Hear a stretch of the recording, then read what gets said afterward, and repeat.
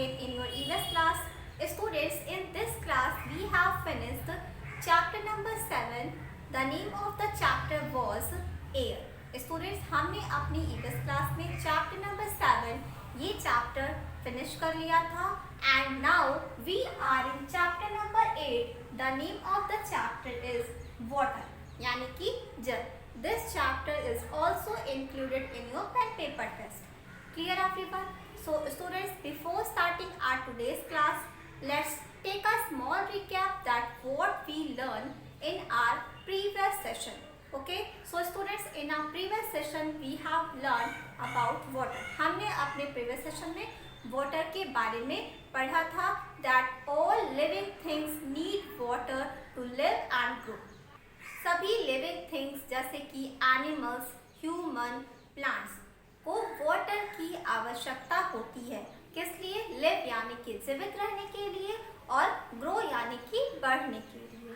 Clear everyone? उसके बाद हमने पढ़ा था यूजेस ऑफ वाटर यानी कि जल का उपयोग. Okay, so water is used for drinking, cooking, bathing, cleaning the floor, washing, putting of fire.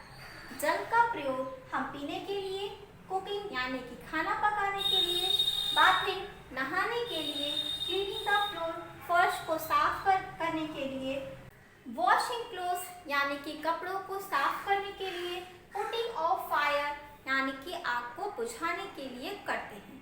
Clear everyone? So students, our today's topic is sources of water. आज हम सोर्सेस ऑफ वाटर यानी कि जल के स्रोत के बारे में जानेंगे. Okay, so now let's start. Students, our today's topic is sources of water यानी कि जल के स्रोत. ठीक है, अब जल के स्रोत ये क्या है? तो बच्चों, जहाँ से हमें जल प्राप्त होता है उसे ही हम जल के स्रोत कहते हैं. ठीक है, सो rain is the main source of water. Rain का मीन्स होता है बारिश. तो बारिश का पानी जो है यही जल का मुख्य स्रोत है. ठीक है, हमें मुख्य रूप से बारिश से ही जल प्राप्त होता है. ठीक है students, some rain water fills river, seas, ponds and ocean. बच्चों, कुछ बारिश का पानी रिवर, सीज, पॉन्ड्स और ओशन में चला जाता है. ठीक है, रिवर का मीन्स होता है नदियाँ, सीज यानी कि समुद्र, पॉन्ड्स यानी कि तालाब, ओशंस यानी कि महासागर. क्लियर? तो बच्चों, बारिश का कुछ पानी रिवर, सीज, पॉन्ड और ओशन में चला जाता है and some rain water seeps into the ground. और कुछ बारिश का पानी जमीन के अंदर रिस कर चला जाता है. ठीक है स्टूडेंट्स, सीप्स का मीन्स होता है रिसना. ठीक है, so some rain water seeps into the ground.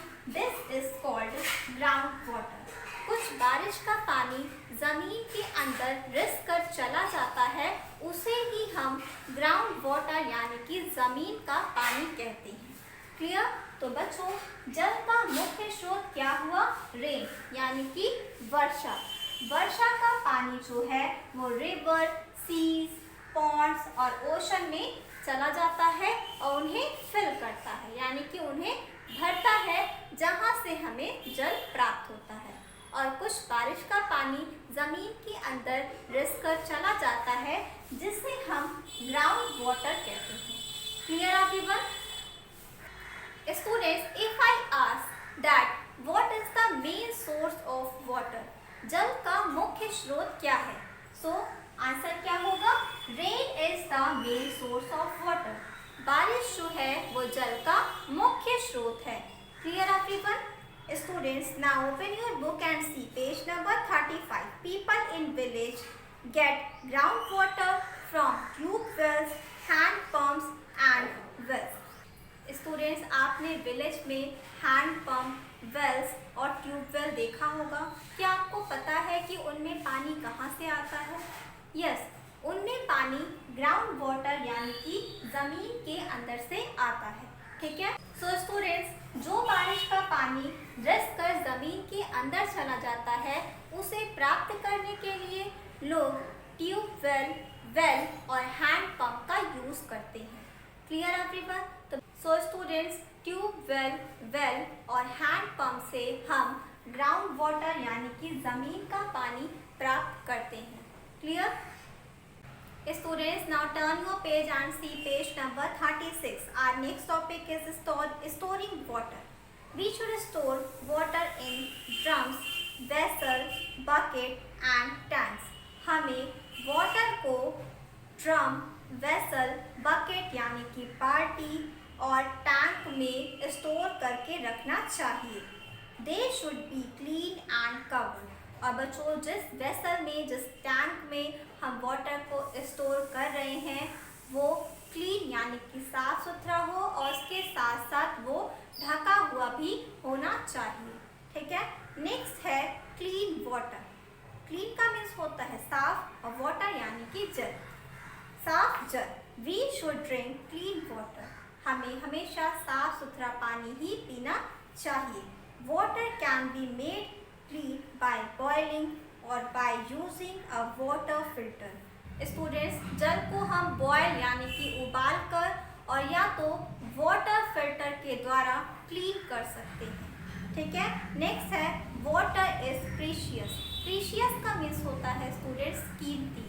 जल जो है वो बहुत ही कीमती है।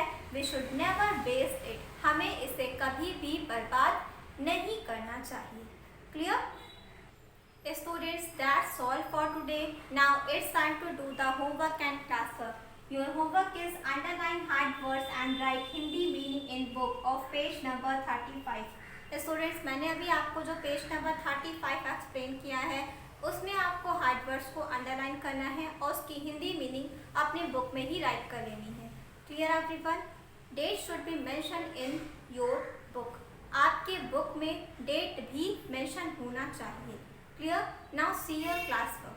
Your classwork is fill exercise number A and B in book. आपको अपने बुक में ही एक्सरसाइज नंबर A और एक्सरसाइज नंबर B फिल करनी है। This is your classwork. Clear? That's all for today. Thank you.